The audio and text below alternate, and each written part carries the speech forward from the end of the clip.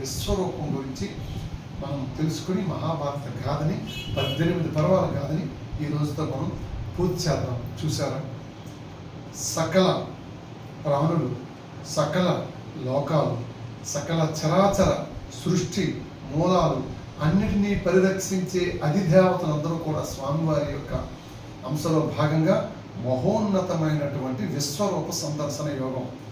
మొత్తం మహాభారత గాథంతా చదివేటప్పుడు స్వామివారు ముఖ్యంగా 3 సార్లు తమ విశ్వరూపాన్ని చూపించే ఘట్టాలు వస్తాయి.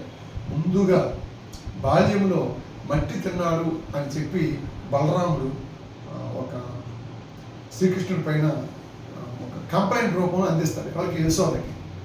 అమ్మ తమ్ముడు మన్ను తినేను చూడమ్మాయని రామన్న పలుకగా అన్నా అని చెవినులేమి యశోద. అంటే దేవాది దేవుడైన అమ్మకి కొడుకే అని చెప్పడానికి మీకు ఈ ఘట్టం చెప్పాను. అన్నా అని చెవినులేమి యశోద ఏదన్నా నీ నోరు చూపుమనగా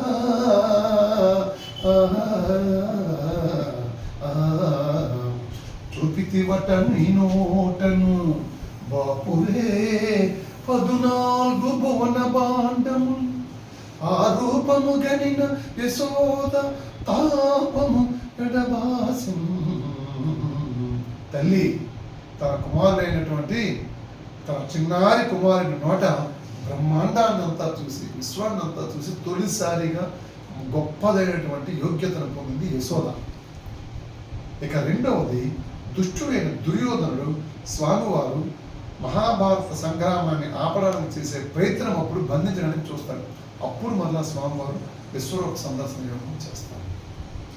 ఇక మూడవది, మన వంటి ఎంతోమంది సామాన్యులకు, మహోన్నతమైనటువంటి మునివర్యులకు, ప్రవచనకారులకు, మేధావులకు, పండితోత్తములకు అందరికీ కూడా గొప్ప భాగ్యాన్ని ఇచ్చే భగవద్గీత పుట్టుక ప్రారంభంలో అర్జునుడు బావా మరి నేను యుద్ధం చేయనప్పుడు అప్పుడు స్వామివారి యొక్క ఈ విశ్వరూప సందర్శన ప్రారంభమవుతుంది.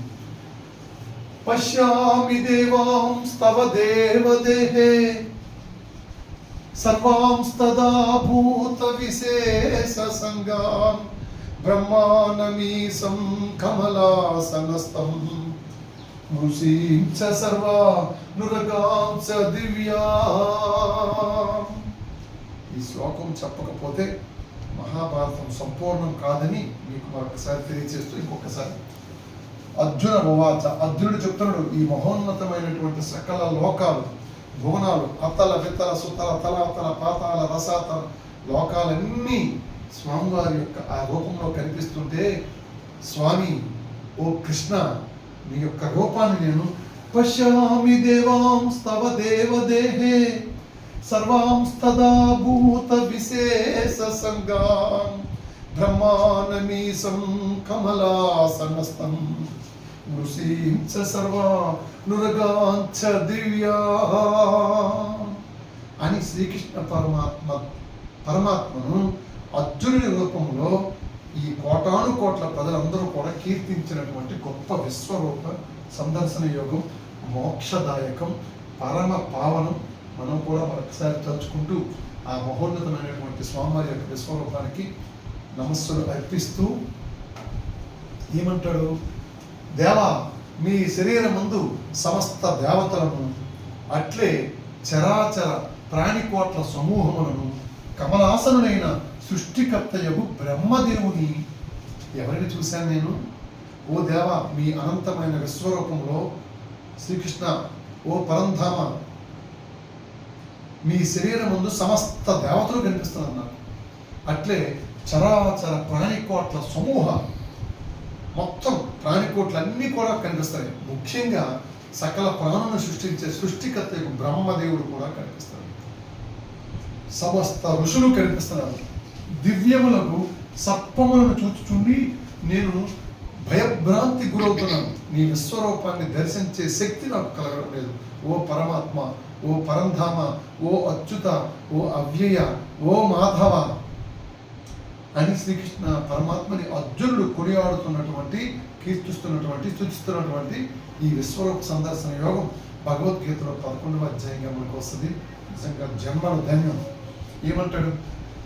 అనేక బాహూదర వక్ర నేత్రం పశ్యామి త్వాం సర్వతోంతరూపం నాంతం న మధ్యం న పునస్తవాదిం నాంతం న మధ్యం న పునస్తవాదిం పశ్యామి విశ్వేశ్వర విశ్వరూప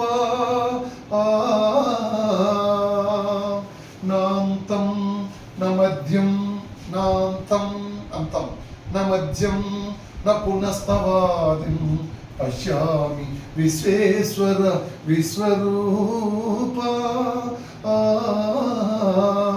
అని అర్జునుచే కొనియాడబడినటువంటి శ్రీకృష్ణ పరమాత్మ అవతార సమాప్తితో మహాభారతం మనకి ముగిస్తుంది. ఏమంటాడు? ఓ ప్రపంచాధిపతి, ఓ శ్రీకృష్ణ జగద్రూప, మిమ్ము సర్వత్రా అనేక హస్తములు, ఉదరములు, ముఖములు, నేత్రములు గలవారినిగను అనంత రూపులుగాను నేను చూచుచున్నాను. మరియు మీ యొక్క మొదలుగా మధ్యము గాని తుదను గాని నేను గాంచజాలకున్నాను. స్వామి యొక్క మొదలు మధ్యమము తుద నాంతం నాంతం న మధ్యం న పునస్తవాదిం పశ్యామి విశ్వేశ్వర విశ్వరూప. నీ యొక్క మొదలు మధ్యం అంతం తెలుసుకోవడానికి సాధారణమైనటువంటి ఈ జనబాహుల్యానికి అర్థం కాదు తండ్రి.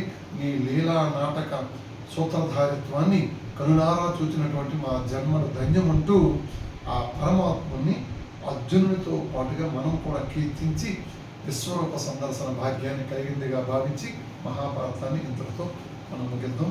సర్వే జన సుఖరూపం.